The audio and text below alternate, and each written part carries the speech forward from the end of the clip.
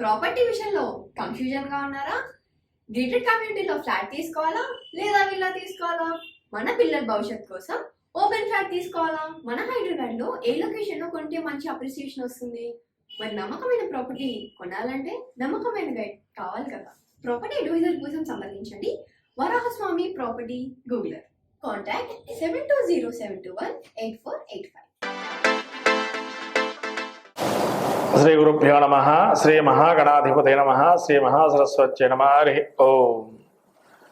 నీలాంజన సమాభాసం రవిపుత్రం యమాగ్రజం ఛాయా మార్తాండ సంభూతం తం నమామి శనేశ్చరం.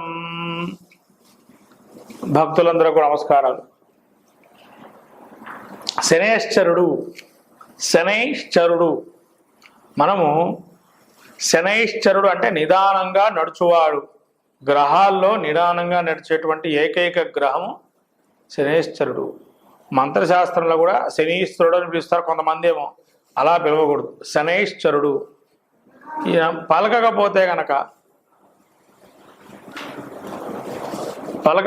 గనక శనేశ్వరుడు అనేటువంటి నామంతో నిదానంగా 2.5 సంవత్సరాల పాటు ఈ యొక్క శనేశ్వరుడు అనేటువంటి ఈయన సంచారం చేస్తుండే రాశి ఫలితాలు. ప్రతి రాశి యందు కూడా 2.5 సంవత్సరాలు కాలగమనం ఉంటుంది. కాబట్టి ఈ శనేశ్వరుడు కర్మకారకుడు. అంటే మనం చేసేటువంటి కర్మలను ఉద్దేశించి జరుగుతుండేటువంటిది. కాబట్టి కర్మకారకుడు శనేశ్వరుడు కాబట్టి ప్రతి కర్మకి కూడా, ప్రతి కర్మ అంటే కర్త కర్మ క్రియ అంటూ ఉంటాం. కర్మ అంటే మనం చేసేటువంటి ఏదైతే ఉంటుందో దాన్ని ప్రక్రియ భాగంలో వెళ్ళినట్టయితే ప్రతిదీ కూడా మనం ఒక కర్మగా చేసుకుంటూ వెళ్తాం. అంటే మనం చేసే పన్నే కర్మ అంటాం. దాన్ని క్రియ అంటే పూర్వజన్మ సుకృతం కావచ్చు, ఏదైనా కానీ పూర్వజన్మ సుకృతం పాపం వ్యాధి రూపేణ పీడ్యతి. కాబట్టి ఈ శనేశ్వరుడు యొక్క స్వరూపాన్ని మనం చూసినట్లయితే సాక్షాత్తు ఆ యొక్క సూర్యుడి యొక్క కుమారుడు, యమధర్మరాజు అగ్రజుడు. ఈ స్వామివారు మేఘవర్ణంలో ఉంటారు అని చెప్పి శాస్త్రం చెబుతుంది.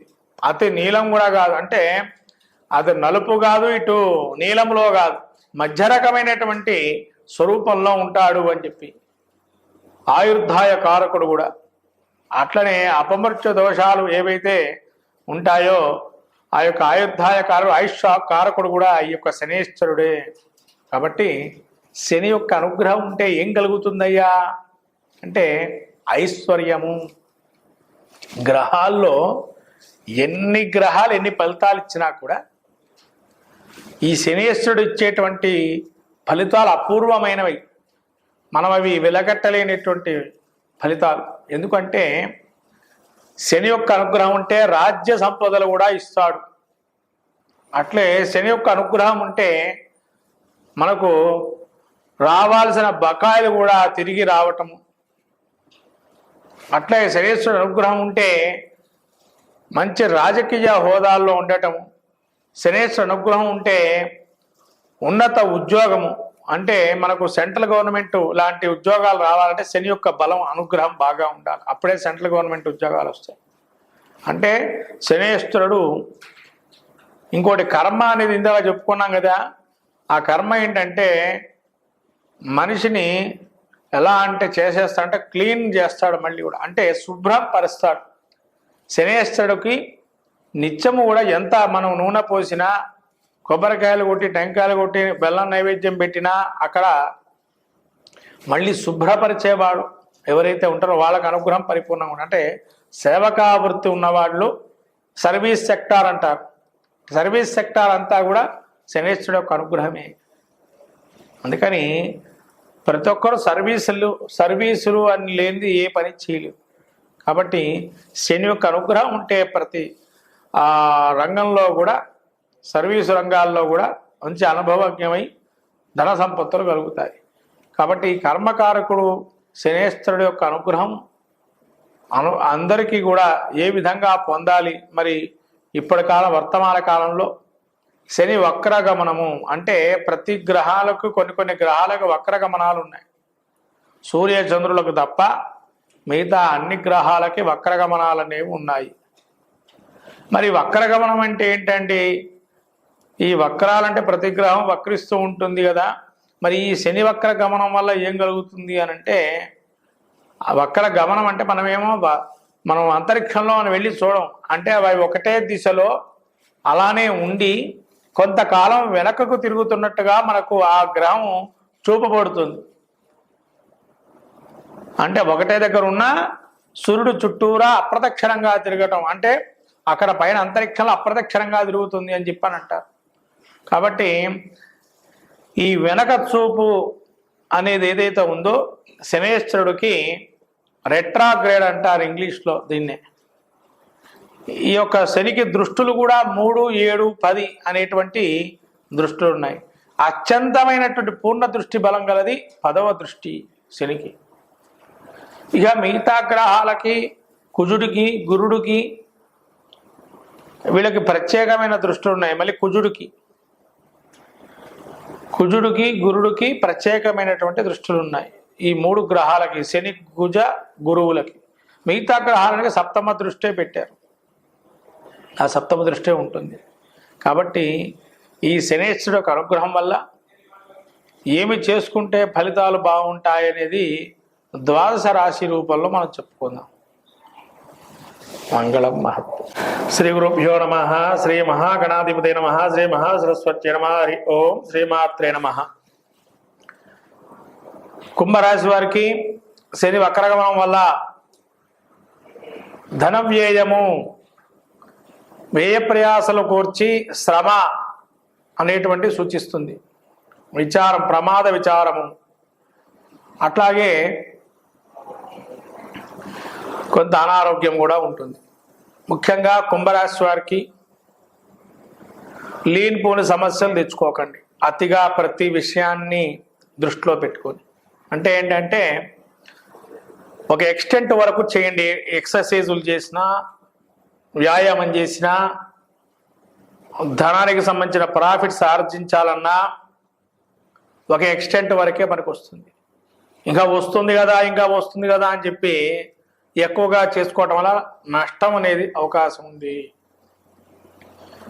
కొంతమందికి ఏంటంటే ఎంత కష్టపడినా కూడా సమస్య పరిష్కారం కాకపోవటం. మీరు అనుకుంటారు నన్ను మించినవాడు లేడు, నేనే చేయగలను అనే ఒక సామర్థ్యం అని. మిమ్మల్ని మించిన వాళ్ళు కూడా ఉంటారు, కానీ ఏంటంటే మీ దృష్టిలో మీరే అనుకుంటారు, అది మీ వరకు. కానీ మీ కన్నా అవతల మంచి అనుకుంటారు, ఆయన కాకపోతే ఇంకోళ్ళు గట్టిగా చేస్తారు కదా అని చెప్పి. మీరు ఏదనుకుంటున్నారంటే మనం తప్ప ఇంకెవరు ఉండరులే, ఇక్కడ మనమే ఘనాతి ఘనులం అనుకుంటే కాదు. మీకన్నా ఘనులు ఉంటారు. కాకపోతే వ్యయ ప్రయాసలు చాలా కష్టపడి, ఎంత కష్టపడినా 100కు 200% కష్టపడినా కూడా పని జరగటం చాలా కష్టం. కాబట్టి వ్యయ ప్రయాసలు కూర్చినా కూడా జాగ్రత్తగా నడుచుకోవడం మంచిది. వ్యాపారాల్లో చేసే వ్యాపారాలు ఎవరైతే ఉన్నారో బకాయి పట్టడం జరుగుతుంది. అంటే వాళ్ళకి ధనం సరైన సమయంలో ఇవ్వకపోవటము, కానీ మొండి పట్టుదలగా వాళ్ళు ఉండటం, మీరేమో కాదండి రోజు కాకపోతే ఇంకో రోజు ఇస్తానండి అనటం, కాలం విడదీయటం జరుగుతుంది. ఏది ఏమైనా కూడా కుంభరాశి వారికి శ్రమ ఎక్కువ పడాల్సిన అవకాశం ఉంటుంది. సునాయాసంగా డబ్బు సంపాదన కానీ కష్టంగా ఉంటుంది. ప్రతి ఒక్కరు నా మాట వింటున్నారు కదా అనుకుంటారు, మీ మాట వింటారు, పక్కన వదిలేస్తారు. మళ్ళీ వాళ్ళు చెయ్యాలి, వాళ్ళే మాట్లాడాలంటే కాదు, వాళ్ళు చేయలేరు. ఎందుకంటే వాళ్ళు జస్ట్ మీ మాట వింటారు, మీరు చెప్పింది వింటున్నారు అంతవరకే. మీరు చెప్పేది ప్రతిదీ అక్కడ చేయరు. వాళ్ళు అక్కడ ఏదో మేము చెప్పేస్తే చేసేస్తారేమో అని ఒక భావన ఉంటుంది మీకు. అక్కడ ఏమి ఉండదు అట్లా. ఎంత శ్రమ చేసినా కూడా ఫలితం శూన్యంగా ఉండడం.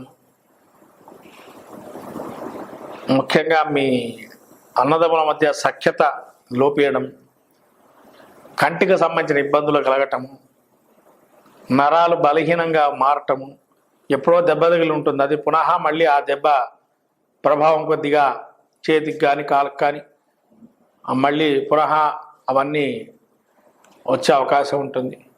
ఇటువంటి పరిణామాలు ఈ శని యొక్క వక్రగమనంలో కుంభరాశి వారికి గోచారంగా ఉంటుంది. కాబట్టి జాగ్రత్తగా ఈ శని వక్రగమనం పోయేదాకా చాలా జాగ్రత్తగా వ్యవహరించడం మంచిది. ఎట్లయినా మీకు ఏలినాటి శని ప్రభావం కూడా కనబడుతుంది కాబట్టి కొంతవరకు ఏలినాటి శని ప్రభావంలో జన్మస్థితిలో సంచారం చాలా గడ్డు పరిస్థితులు మీరు ఎదుర్కొంటున్నారు ప్రస్తుతం. కానీ ఈ వక్రగమనం వల్ల అందు నుంచి కొద్దిగా తేరుకుంటారు. మీ మాట వినేవాళ్ళు మీ దగ్గర ఉన్నారేమో అని ఒక చిన్న ఆశ అనేది లోపల ఉంటుంది కాబట్టి ఆహా పర్లేదు మనం కూడా బాగున్నాము అనే స్థితికి వస్తారు కొంతవరకు. అక్కడ ఇప్పటివరకు మీకున్న ఇబ్బందులు ఏవైతే 100%లో శని ఏదైతే నడుస్తుందో 100%లో ఒక 30% వరకు ఈ వ్యయస్థానంలో అంటే మీకు వక్రగమనం వల్ల ఉండటం వల్ల 30% బాగుంటుంది. 70% బాగుండదు, 30% బాగుంటుంది కుంభరాశి వారికి. కాబట్టి ఈ కుంభరాశి వారు ముఖ్యంగా శని తైలాభిషేకము, అట్లనే వెంకటేశ్వర స్వామి గుడికి వెళ్ళి స్వామివారి యొక్క అర్చన చేసుకోవటం, తులసిమాల సమర్పణ చేయటం వల్ల మంచి సత్ఫలితాలు అనేవి వస్తాయి. మంగళం మహా.